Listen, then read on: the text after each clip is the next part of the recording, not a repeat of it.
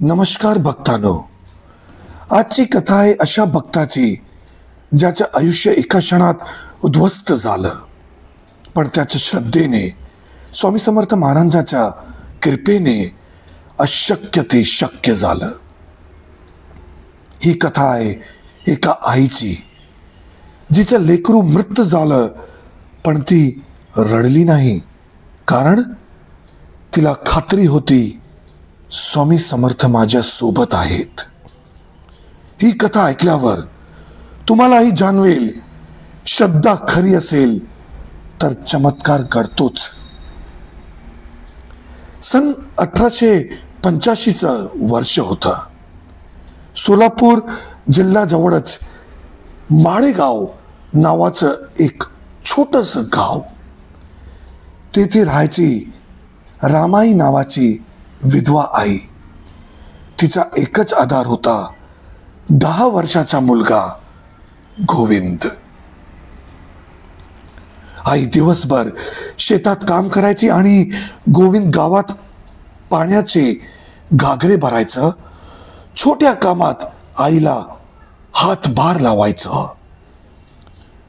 रामाईच्या घरात श्री स्वामी समर्थांचा फोटो होता. रोज सकाळी ती एक दिवा लावत म्हणायची, स्वामी, आमचं आयुष्य तुमच्यावर सोपवलं आहे. एक दिवस दुपारी गावावर काळ्या ढगांनी आकाश व्यापलं. विजांचा कडकडाट झाला.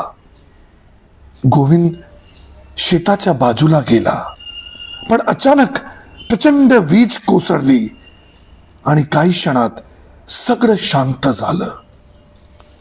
जेव्हा गावकरी पोहोचले तेव्हा गोविंद जमिनीवर पडलेला होता, जीव गेला होता.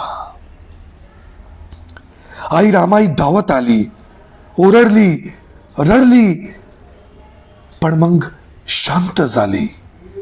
तिनं मुलाचं डोकं मांडीवर घेतलं आणि हळूच म्हणाली, स्वामी समर्थ, तुम्ही माझ्या लेकराला परत द्या. मी तुमचं नाव घेतोय. माझं सर्वस्व तुमच्यावर आहे. गावकरी म्हणाले, रामाई, शहाणी हो, तो गेलाय. ती म्हणाली, गेला नाही, स्वामी त्याला परत देतील.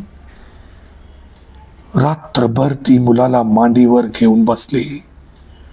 संपूर्ण गाव झोपलं, पण तिच्या घरात फक्त स्वामींचं नाम घुमत होता.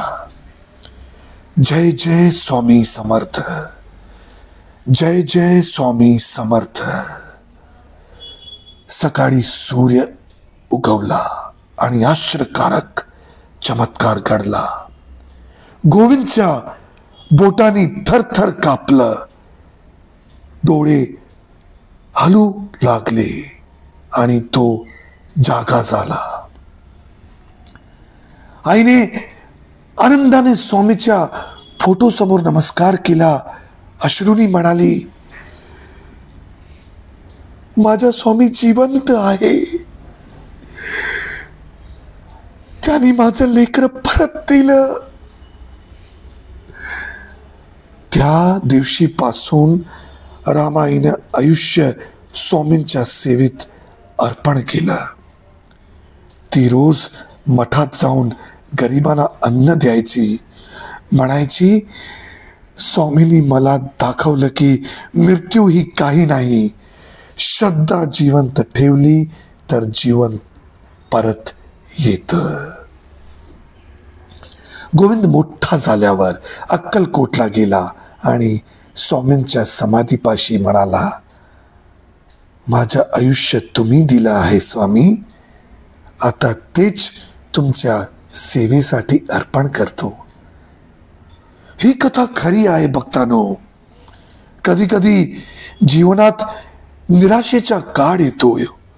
सर्व काही संपल्यासारखं वाटतं, पण स्वामी समर्थांवर विश्वास ठेवा. त्यांनी अनेकांना निराशेतून आशा दिली आहे. रामाई सारखं मनाने प्रार्थना करा, रडू नका, विश्वास ठेवा.